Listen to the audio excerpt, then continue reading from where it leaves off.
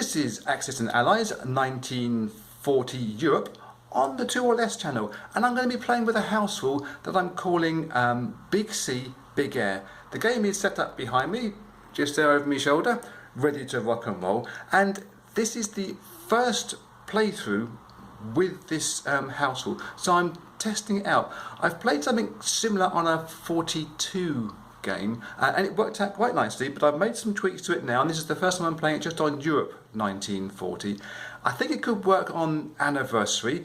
Not so sure if it would really work properly in the full global game, but that's for you to find out, or me at some point in time.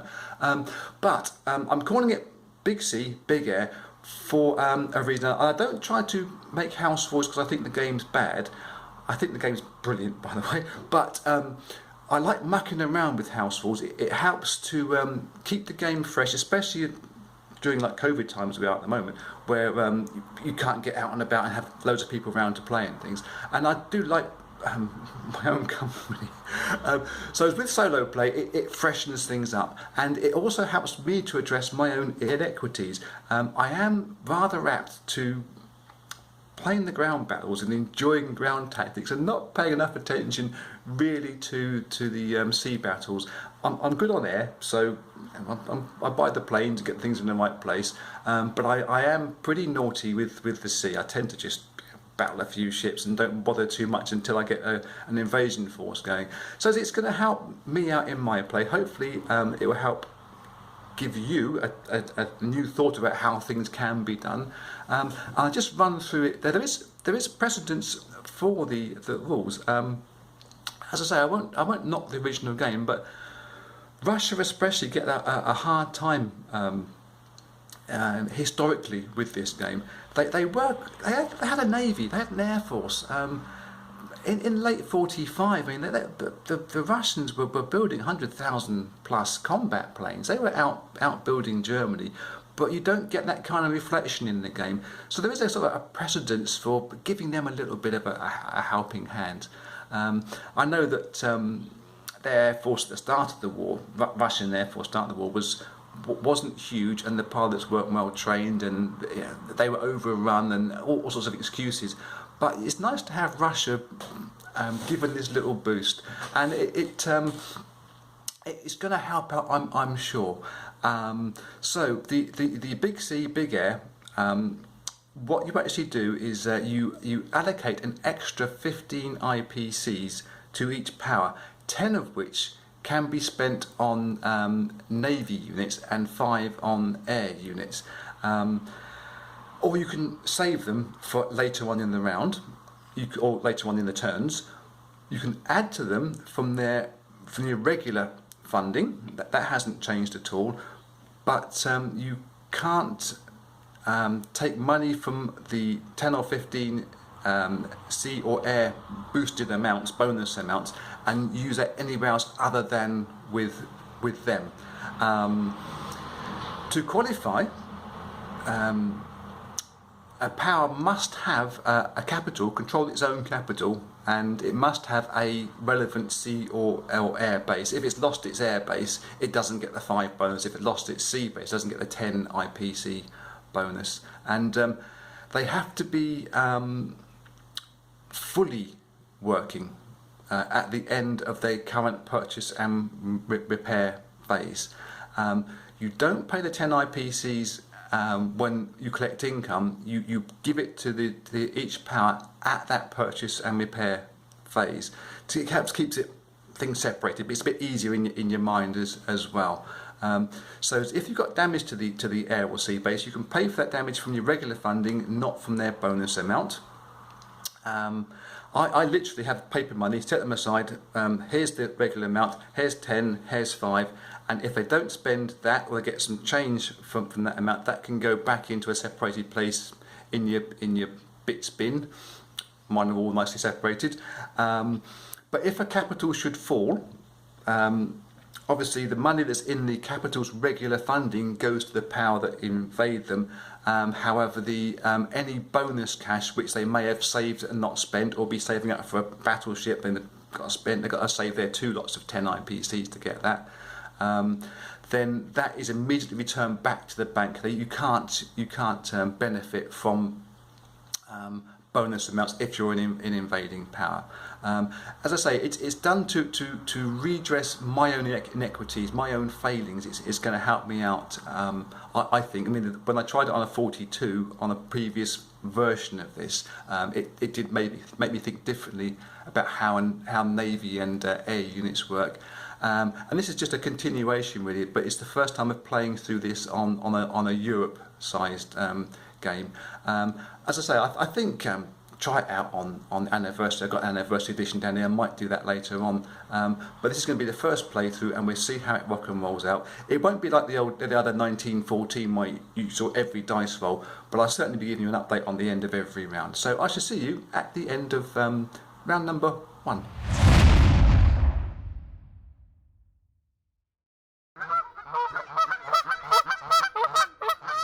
Okay, that's turn 1 all done and dusted, and this is the positions of everything overall. I'll run through it properly later on, but as you can see, there's a major Italian presence in what was the UK area of North Africa.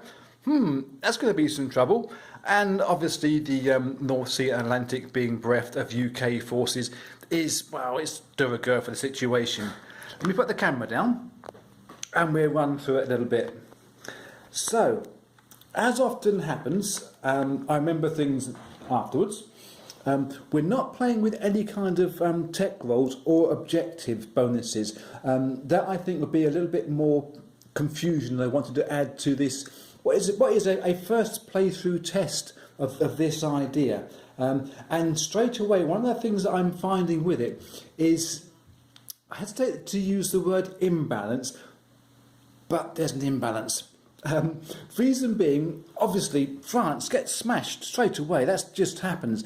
They won't get the benefit of the bonus because they have no chancellery, they have no banking system. They can't now mobilise extra units, including the ones that will come from the bonus. That was a decision that I made.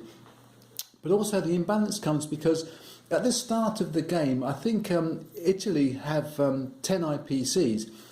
And they get a 15 IPC bonus. That's quite a massive overspend from what they would normally have, compared to, say, the UK that starts off at around 29 or 30 IPCs. It benefits Italy more than anybody else. And I'm fine with that.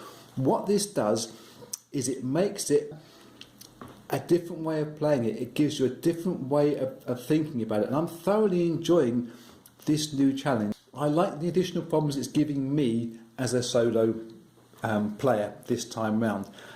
We'll run through what's happened. Germany basically have bought themselves a couple of destroyers with the 10 IPC bonus plus some which they took from their regular amount. And they saved their 5 IPCs for the air, and they went big in the North Sea. The UK, as usual, have been smashed out of 111. They also smashed 109 and the English fleet in the English Channel, should I say. However, they did survive quite nicely, the English Channel fleet. They've moved themselves down to North Africa. Germany didn't use the battleship. Often I bring the battleship out from 113 into 111 to help with this attack. But I figured with this extra Navy buy and this impetus onto Navy battles, they keep this battleship alive. They keep the cruiser, which has come out from 114, I think it is, and with the 2 destroyers, they've now got themselves quite a good little fleet here, which can later on start to help to control the Atlantic, which is what they want to try to do, because they didn't move into Normandy, Bordeaux. They took Paris, as often. But once they get Normandy, Bordeaux and a minor factory and a port, they can start building up quite a nice submarine base here in 105 and really go to town on the Atlantic. It's up to the Americans, and I realise just how important it is for them to start buying fleet. Although we made a minor buy this time, we're going to go big in a couple of turns' time when they come into the war. And also for the UK to want to try to control the whole of the Atlantic. Germany, however, They did do that nice little smash in the North Sea, which is a usual tactic. They didn't have enough IPCs to buy a factory down here in Romania, or to feed this bottom route into Russia. They may be able to afford it next go, but they have to think slightly stronger about centralising their core strength, because they moved their one transport and took some guys into Finland to mobilise the Finnish support up there, and realised that Russia could do the same. If Russia wanted to, and the war had started with Russia, which hasn't started yet because Germany haven't invaded, Russia could line themselves to transport and take units from Vyborg, from Baltic states, from Novgorod, into Germany central itself, and just ransack the chancellery, which would blow the thing wide open. So Germany have to not only think about their Atlantic side of the battle, as well as their eastern front, they also have to think about that central core of making sure that Germany itself doesn't get ransacked by the Russians.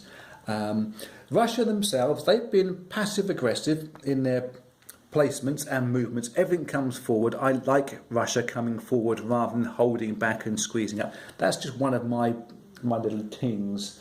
We've already sort of dealt with enough of America. They're just preparing for war.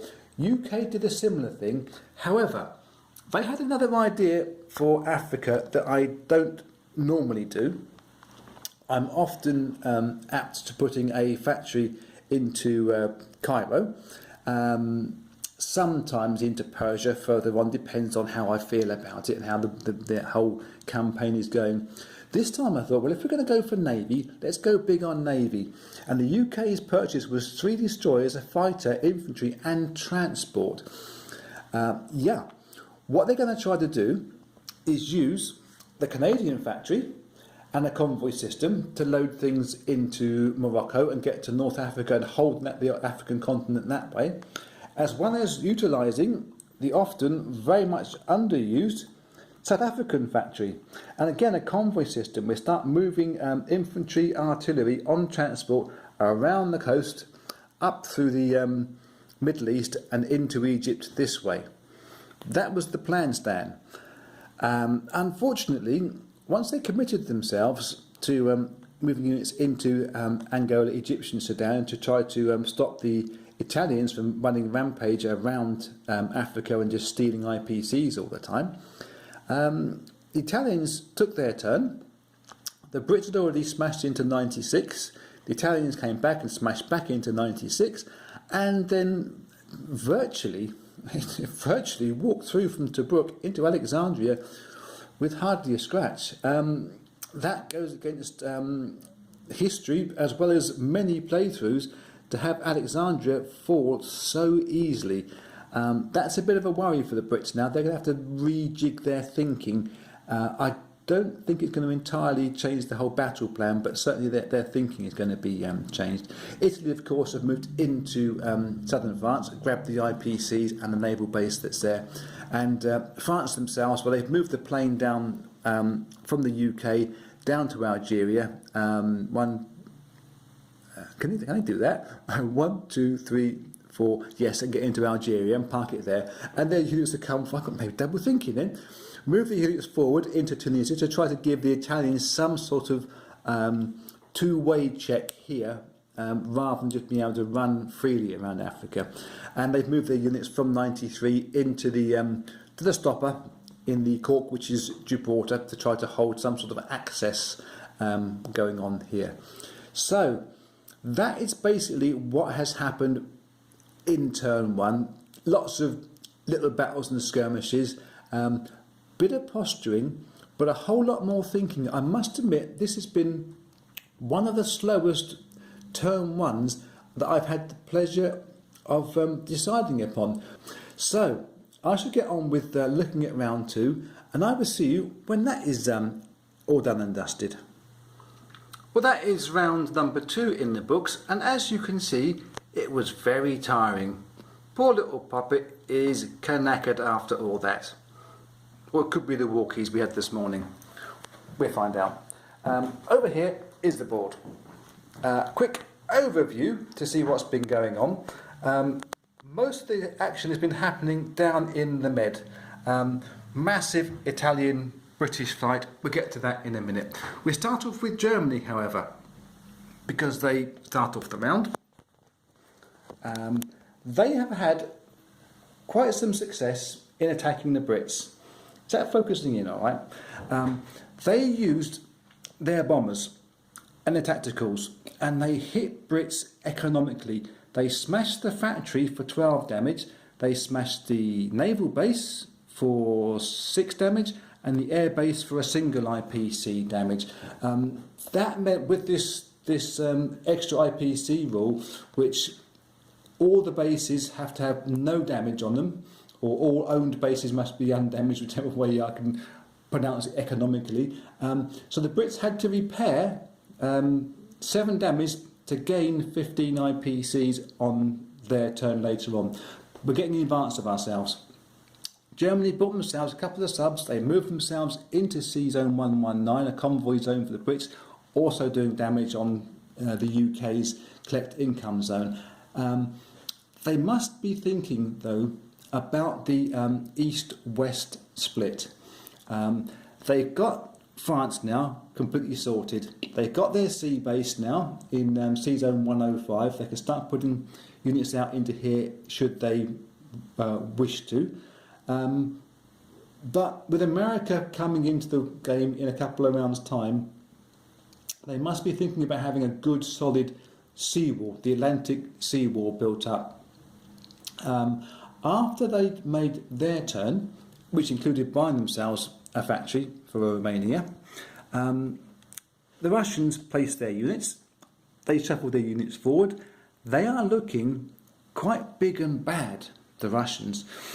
So Germany, whilst they may have had half a mind to think about a sea line attack on the UK, because of the economic damage they're doing to the Brits, and the Brits can't get units into there fast enough, I'm thinking it's possibly more of a fanciful idea. Really, they should be more thinking about the good solid core, as I mentioned previously, before they think about coming forward properly and attacking the UK on the UK soil. So that's Germany, that's Russia. The Americans, after that, well, they just built themselves up, kept building up their fleet and their invasion force, should we say. They got transport, they got units coming across. We'll see how far and how fast they can manoeuvre once we hit round 4, when they're obviously Russia and America come into the game, I'd say proper. The UK themselves, well, they're continuing their idea of supplying from Canada and from South Africa. It's not going particularly well, but they have moved units down, more into Morocco. Morocco's moved forwards into Algeria, and they have made a manoeuvre from the factory in South Africa, which is just down here. Guys got on a boat here and ran around and got dropped off again into Kenya to threaten the Italians that were in Ethiopia. However, they had just to walk into Anglo-Egyptian Sudan because the Brits had already retreated into Cairo because of this threat from Alexandria. Follow me? I hope so. The Brits themselves smashed back into Sea Zone 96 with quite a strong fleet and took out the small Italian fleet that was there. The Italians had a choice of whether to come in and attack this go with everything that they had left, including planes, or whether it would be wiser to keep their powder dry and on their go buying some submarines to be shipped in and an extra fighter. But the Italian thinking was that the Brits have a difficult job in reinforcing in the Med, and though there was a large contingency of French here in the Gibraltar plug hole, the French cannot reinforce themselves. They have no capital. So Italy went for it. they took their major remaining fleet that was here in Sea Zone 90, whatever it is, 96, 97, and came back into 96 along with bomber and 2 fighters, and got themselves right royally spanked by the Brits. The Brits, okay, they lost most of their fleet that was there, and they got left with a damaged battleship, but it did force the Italians into second thinking their attack and withdrawing back to the mainland with their tails between their legs. The French have since come through and came out of the plug hole mainly and of reinforcing just to help the Brits out. But I don't think it's going to be too long before the Italians do take full control of the Med. Anyway, that's all we got for round 2. I will see you in round 3, and we would see just whether Germany do decide to bulk up, or whether they're going to make an early attack on Russia before Russia start getting too big for their boots. See you in a bit. Well, that is turn number 3 in the books, and it's been a cracker. Quite a lot of humour, quite a lot of action. Let's start off with Germany.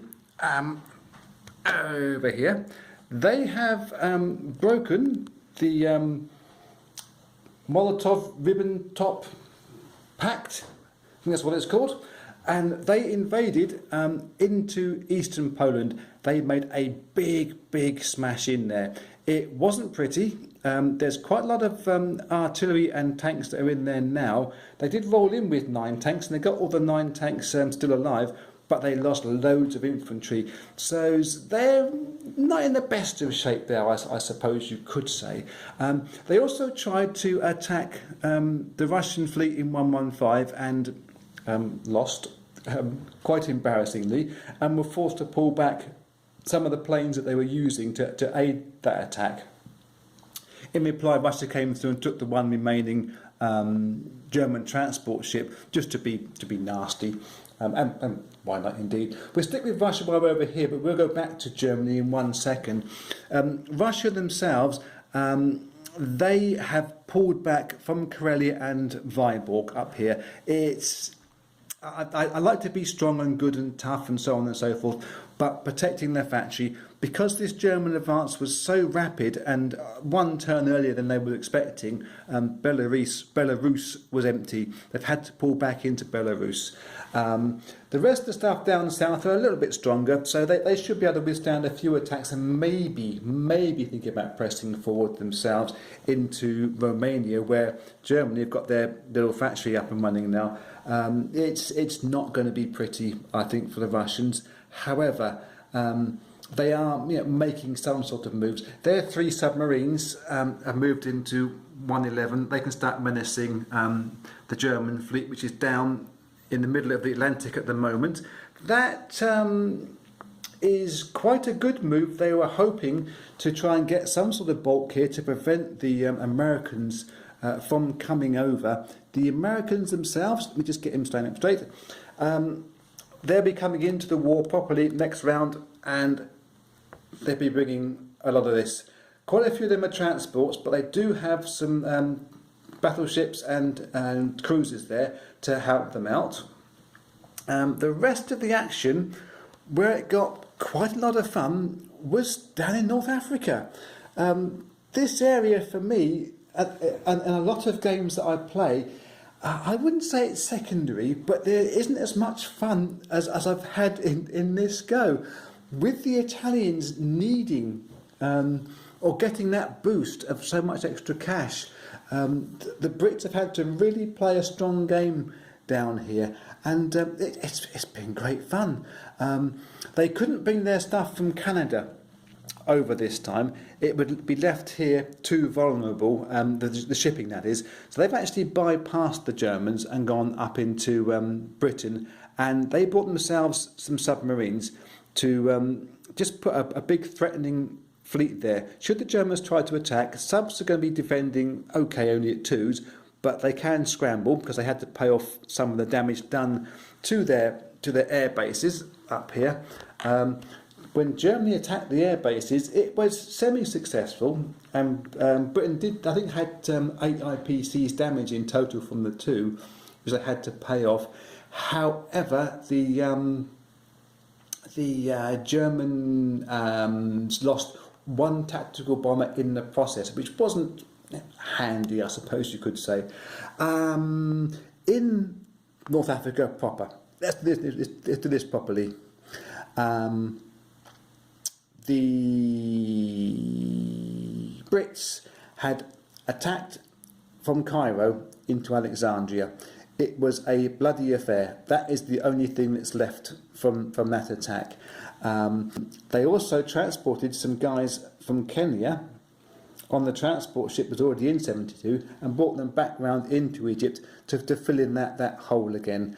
And the Italian crew that were here in Anglo-Egyptian Sudan, I did think more than once whether they could make an attack into Egypt, but with these two British fighters that are here, I think it could be expensive for the Brits.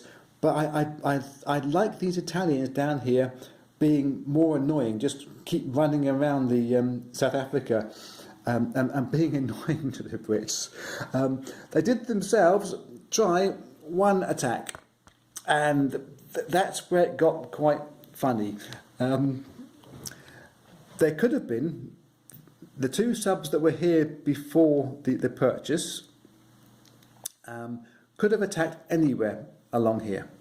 Any of the British fleet that's here on the North African coast. However, even with the aid of aircraft, they were likely to win some 50-50 battles, if you know what I mean. They'd win, but they'd lose units. And with the Brits and the French looking actually not too terrible down here, it would leave their own front door, not even their back door, wide open to not necessarily a landing, but to some pretty strong coastal attacks being done to them. So Italy decided, well, let's just not attack from here. Let's get ourselves a core base of some sea units. They brought a submarine and a transport this time round, and they've kept their fighters big and strong. They can scramble if need be. And instead, what they did do was they used the bomber, 3 fighters, the tank from Greece, 2 infantry and 2 artillery from northern Italy, and move into Yugoslavia. Being a pro-Allies place, they had 5 units ignited in there. And with their 1 bomber at 4, their 3 fighters at 3, their tank at 3, and then 4 at 2 from infantry and artillery, on their first roll, they got no hits. I was laughing my socks off. Oh my God. How could that many not even get a single hit? So the Yugoslavians, obviously using their mountain guerrilla tactics perfectly well, hit back at the Italians. The Italians went mamma mia and tried again and managed to finally get 1 hit with all that heavy bombing and shelling and artillery's going in. Yugoslavia hit them back again.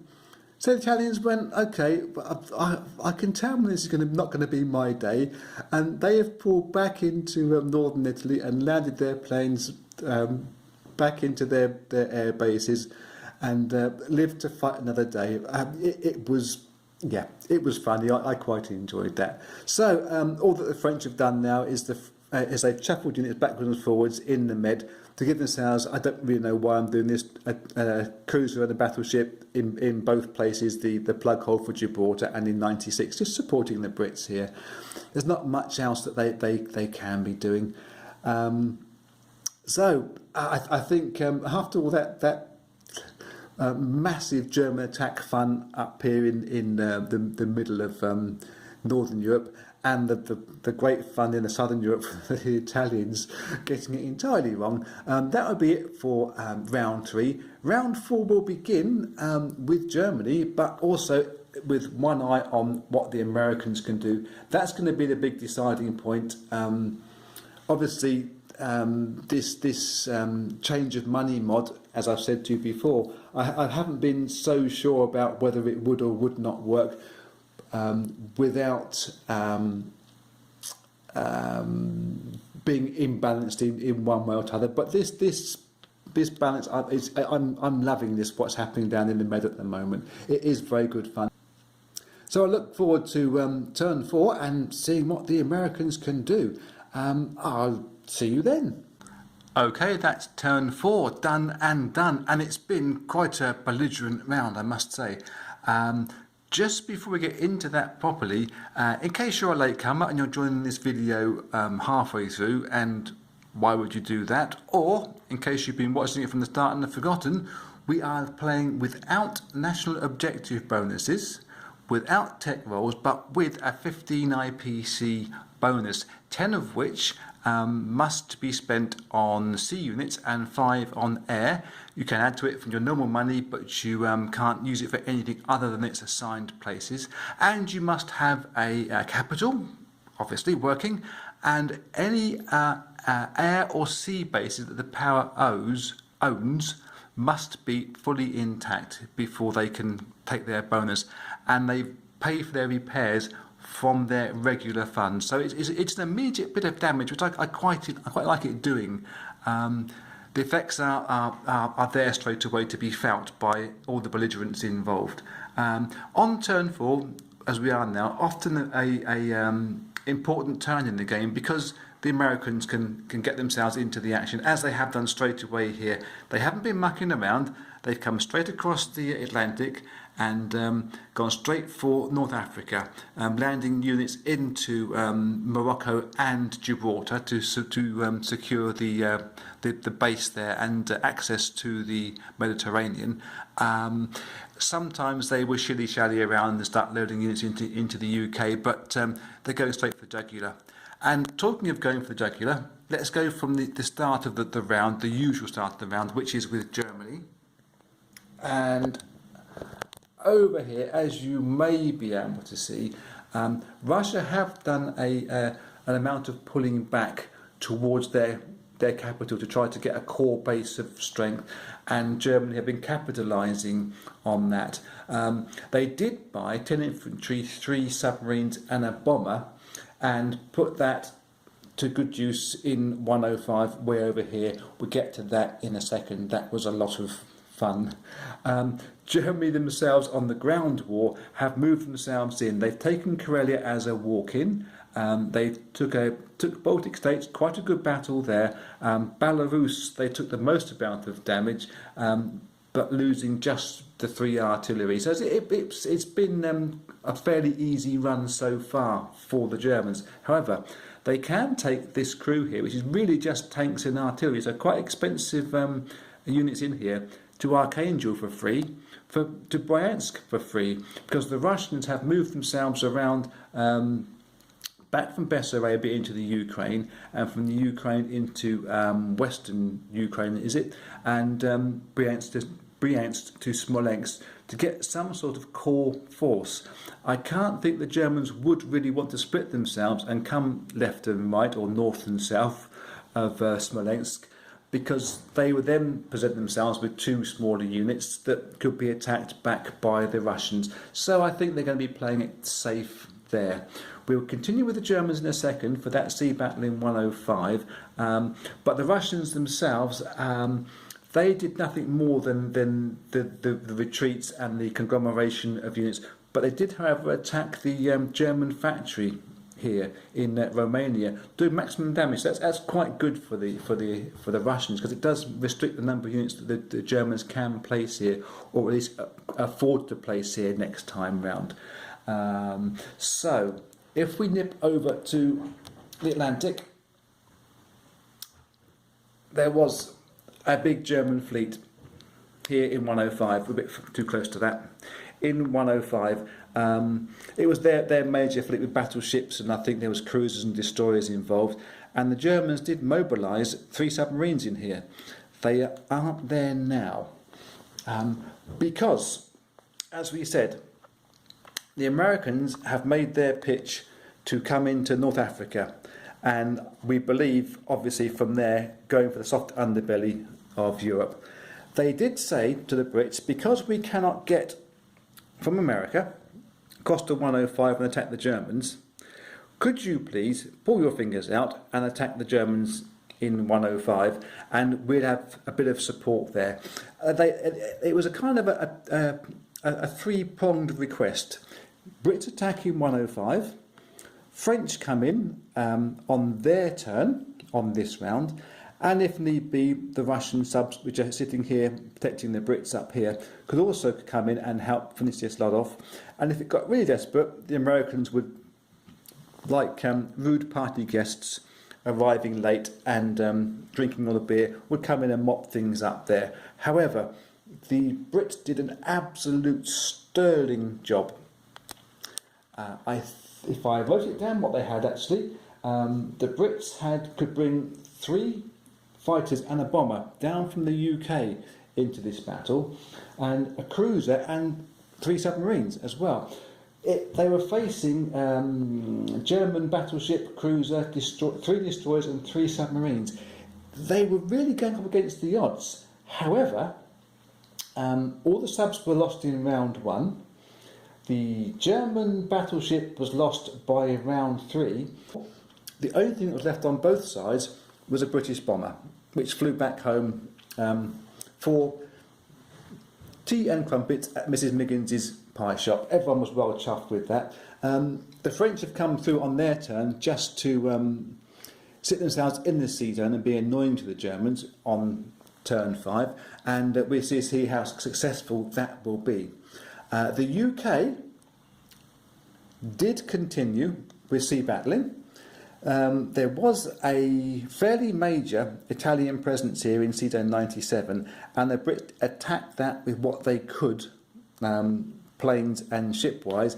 Unfortunately, that battle didn't go as well as the one in the Atlantic, and the Brits were forced to retreat back into Sea Zone 99, it possibly is.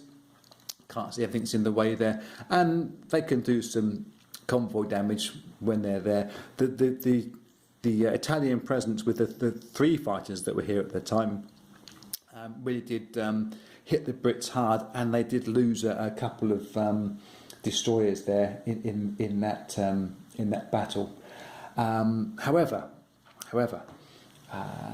the attack down in South Africa or Middle Africa, the Italians are continuing to be an annoying presence here. They've retreated back into Kenya and into the Tanganyika territory, taking IPCs from the Brits and making it harder for the Brits to come down and attack them, but basically dragging these British units, these are French, but some British units, out of position to try to get these Italians and finally close off the African continent. It's being rather annoying. The French, as I say, their ships that were in here, there was a cruiser and a battleship was attacked by these 3 fighters that moved from Italy, southern Italy, into the sea zone, bashed them and parked themselves back up here into southern France, thinking that's possibly the place where the Americans are going to make their incursion into southern Europe, the soft underbelly of Europe. We will see what happens in turn 5. I believe, however, there's a secret plan, cunning and secret, from the Americans, their massive fleet that's sitting out here just on the Atlantic Wall, and the small damaged British fleet, which is here, with some transport just in the Suez Gulf here. They may decide to catch the Axis forces with their trousers down and sweep into southern Italy and take the capital on this go on turn 5, because if the Americans come in and attack southern France, Germany can come through fairly handily and reinforce this area, helping out the Italians. The Italians themselves can buy 3 units and stick them into southern France from the factory, and 10 units in northern Italy, if they had the money for it, of course. However, if the Allies attack the Italians in southern Italy, they get a factory, they get a chancellery, and they really do stop the reinforcements of these annoying 10 and 15 IPC battleships and fighters, which have been the blight of the UK down here thus far, distracting them from what they can do on their home territory. So, Germany themselves, going back to them right at the start, going full circle, will start off turn 5. Whether they decide to push forward into Russia very hard is touch and go. They don't have a lot of reinforcements coming through. They got just enough to hold this front, but a few piles of Russians. And if Germany commit too much to the Russian side and not enough to the Western side, they're going to be vulnerable and weak here. If they don't hit Russia hard, Russia themselves can start reinforcing and possibly pushing back forward again themselves. So it's that perennial toss-up that we get in this game. However, with the secret plan of the Americans and the Brits hitting Italy south, they could easily scupper that plan. If Germany overcommit to the south, the guys in this sea zone 90, whatever it is here, 91, could go 1, 2 and hit Normandy, Bordeaux, or 3 because it's a British port, and get into Holland and Belgium from that far away. So lots of thinking time to do, and we will see you after round 5 has been completed. We've had some great fun here in round 5. We start off with Germany on the Russian border. Man alive, there was some battling going on there. It didn't have too dramatic a change of positions. The Germans started off over here thinking they had to hold fire just for a round to bring more infantry through. They had plenty of artillery, plenty of tanks, but without any I hate the term cannon fodder support. They were going to lose some expensive units. So Russia could have pushed through from Smolensk into Belarus, but if they had done that, they're only hitting a lot of them at once. Obviously, infantry much better in defence. They've now got a huge stack of people to defend. Obviously, it's allowed the Germans more time to bring forces through. But the Germans did do some industrial damage with strategic bombing and tactical bombing on bases. It did work out quite expensive for the Russians. However, the Russians weren't letting the Germans get it all their own way. They bombed the factory over here in Romania. They made a spoiler attack into Bessarabia, and actually, as you can see down here, there are more Russian infantry and artillery than there are Germans. Germany have got a problem here down south. They also decided, as a distraction, to go up from their Novgorod factory, hit the Baltic states, and whilst the Russians got the worst of that attack, they did actually do enough damage here to give the Germans a real headache now. This is always the problem for Germany pushing forward. It's now at that point where they are being made to suffer. The Russians themselves, having saved 10 IPCs from their naval purchase last term, got themselves a big booming battleship, which they're sticking in the locked area of this Nordic sea straits area. They can't get out of the Danish straits because Germany own Denmark, which controls that area. But this is now the problem. With a big ship to protect it, if Russia buy transport, they can ship stuff into Germany quickly. Germany have got to be really, really careful now. They've overstretched themselves, as they always do. Great fun to see that. Glad to see that with this rule adjustment, it hasn't changed the fun that happens. Over on the Atlantic coast, really, all that the Germans have done is bulk themselves up, shuffled themselves around. There were 2 French ships that moved in there to try to prevent any kind of German placement of sea units. That didn't work out well. It got bombed by the German planes that were over here. They lost a couple of planes in the process, but it was probably a rash move, I think, for France to do that. So that was the Russian and German skirmishes all happening. Down here, this is the big one. It was pretty fantastic. Give you an overhead just to try to see you a little bit clearer for you. Over in season 95, I believe this is. This is all American. We've got Brits down here and the remnants of Italy. Still in southern Italy, or rather having recaptured southern Italy. It was a ding-dong of a little session.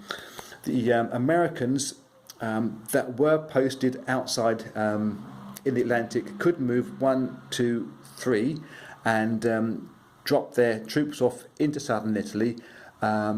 Because there were Italian boats there, they couldn't have the full infantry bombardment support, naval support. However, there was enough damage done by the Americans to take Italy, albeit briefly. The Brits loaded through from the North African area and the Middle Eastern area. They supported the Americans for a short while. As you can see, the Italians are back in here. The Italians could muster 3 fighters from southern France and the bomber that was in northern Italy, and came in and with the remnants of infantry and artillery that were in northern Europe came through and retook Italy. The return, which I assume is going to happen in turn 6, will be quite crucial. The Brits have finally cleared everybody out of North Africa. It was a fairly simple one-sided affair, more one-sided than the battle in Italy itself. So that is it for turn number 5. Turn number 6, I think we can expect Germany to try to look out for its central core again, having to make a massive building program in central Germany, in the Berlin region, and decide whether they want to try to push forward or maybe have to give up some ground this time. Very exciting time for the Russians there, and obviously the major battle in the soft underbelly of Europe. America have got reinforcements already in Morocco, and they've got reinforcements going to come over from the States as well. Brits did buy themselves some transport ships and some artillery, which are now in the UK. Whether they're going to come down into the southern route into Europe, or whether they're going to try their own sneak attack up north, we will wait to see. But whatever happens, it's going to be fun, and you're going to see it. See you then. Well, it's just past 6 o'clock on a sultry Sunday evening down here on the happy Hampshire south coast of the United Kingdom, and we've had a round that has been surprising. I often find moves that surprise me when I'm not really thinking about the game, and it happened here. I was playing the PlayStation just up there, and I spun the chair around during loading screens, and I wondered to myself, well, we've got this big pile of Russians infantry stood here, huge amount of German tanks and in mechanised infantry sat here. They're going to bash each other, but the semi-plan that was floated was for Germany to be pulling back into the heartland, into Poland, into Slovakia, to try to reinforce their core base. And I thought, well, I don't really want to do that. Why instead, seeing the game from the opposite direction, do not the tanks go through to Archangel, into Vologda, taking 1 IPC each from there, a minor concern. However, they are then on the doorstep of what was a vacant Russian state. That's handy. I thought we're going to do that. However, you can't invade Russia when you are supposed to be pulling back to your heartland in a half-hearted way. So, artillery from Belarus, infantry from Baltic states, infantry from Karelia, all pushed into Novgorod, taking the Leningrad factory up there. So there's now a new factory for Germany to use. It forced the Russians, obviously, to pull back from Smolensk into Russia. It took their anti-aircraft with them. They put a fighter in there. They are basically quite a strong force there now, but with an ever-shrinking economy. To counter that, and taking their lead from the German no-fear attack, the Russians themselves have moved forward from Bessarabia, one-rolled themselves into Romania, taking out taking with them the German factory down here. So Germany do have a small headache down south again. It's been quite a problem of which side do you push on, left and right, east and west, but not usually north and south. So it's been interesting. Over actually in central Germany, they've done, or central and western Germany, they've done nothing more really than bulk themselves up, get the Atlantic wall nice and strong. So the Brits can't come across this way. The Americans can't get in here. They can, however, the Allied forces get into Italy, and they have done once again. The Americans have loaded more units in. They've smashed their way through. The Brits reinforced. The Italians had a fairly even lump of infantry, artillery and planes to hit back at what was American-controlled, and it still is American-controlled southern Italy. However, the even battle at the start was very uneven at the end. As you can see, there is 4 Allied artillery and 1 infantry, plus a couple of UK planes. French have flown their plane in from North Africa. That's reinforcing the area now. I think really all that Italy can do here is hope that the Germans can come in and retake Italy, or southern Italy itself. But it's a long way off for them now, I think, especially as Germany have got their own problems with Slovakia and Greater Southern Germany and Poland now being slightly exposed by these German forces, by the Russian forces moving into what was German Romania. America have a nice conveyor belt coming through now from the eastern United States across to the North Africa. Brits have got some stuff down here. They've moved stuff down from their factory. They've got some battleship now in Canada. And they bought themselves a factory, the Brits this is, here in Egypt. They weren't going to do that from the start of the game. They've now got a solid base core, pretty well not going to be invaded themselves and lose their investment of that factory. So Britain were happy to put that factory into Egypt and start building things in one at a time, and probably build some fast-moving units in from South Africa as well. So that's it for the end of turn number 6. I will see you sometime at the end of turn number 7. What we need right now is one of those sound effects that of a needle scratching across the record. I've just realised that the video itself is about 50 minutes long, getting too long. I'm happy enough to put this out as it goes, but I think what we've done now, up to this point with the game, is proved the validity of this house rule. It works. It's not too biased towards any one side or t'other, and so I thought I'd give a quick précis now. I will continue to play that battle out on video number 2. It's probably going to be another 5 or 6 rounds before we can get into the heartland of Germany and smash them to pieces. But things that I thought of when playing the game, a lot of the time earlier I thought it was Italy that was getting quite an unreasonable boost, or a bigger boost. But I've come to the conclusion that Italy and the UK have got a decent boost out of this, because the UK's boost in E40 or G40 is quite low. It's 5 IPCs if you have all of your home territories or starting territories, which is it's hard to do when Italy start off on your back door in South Africa and just start roaming around there and taking places away from you.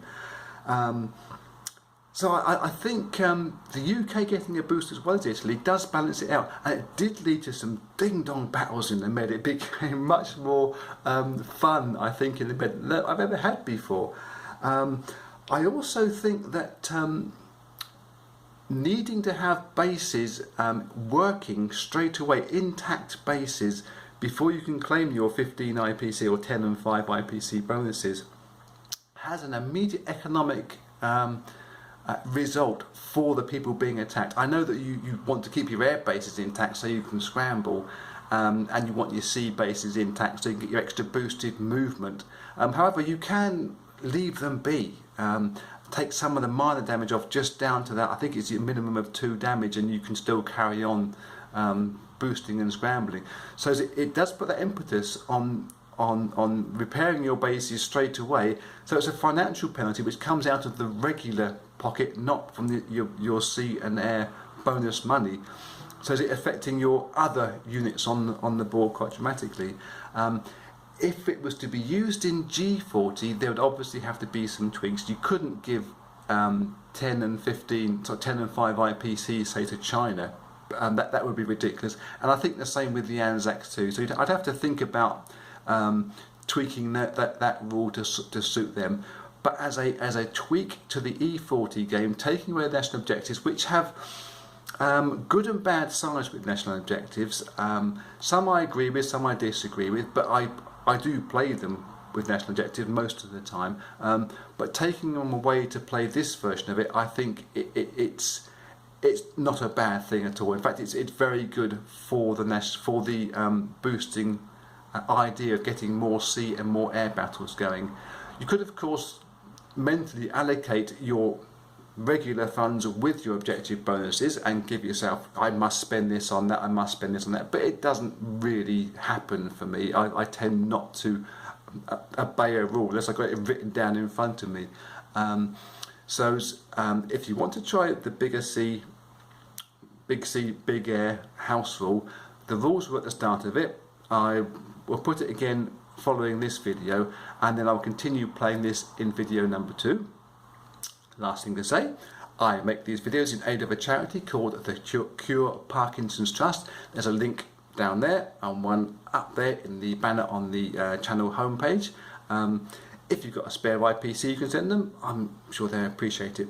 So until video number 2, or next time if you're bored with this version, be cool.